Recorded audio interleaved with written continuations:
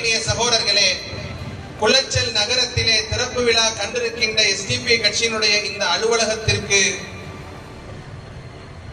அழுகையோடு வரக்கூடியவர்கள் இந்த அலுவலகத்தில் இருந்து வெளியே செல்லும் பொழுது மகிழ்ச்சியோடு செல்லக்கூடியவர்களாக இருப்பார்கள். மனக்கவலையோடு வரக்கூடியவர்கள் மன மகிழ்ச்சியோடு செல்லக்கூடியவர்களாக இருப்பார்கள். தேவையோடு வரக்கூடியவர்கள் இந்த அலுவலகத்தில் இருந்து செல்லும் பொழுது தங்களுடைய தேவை பூர்த்தி அடையும் என்கின்ற மன நிம்மதியோடு செல்லக்கூடியவர்களாக இருப்பார்கள்.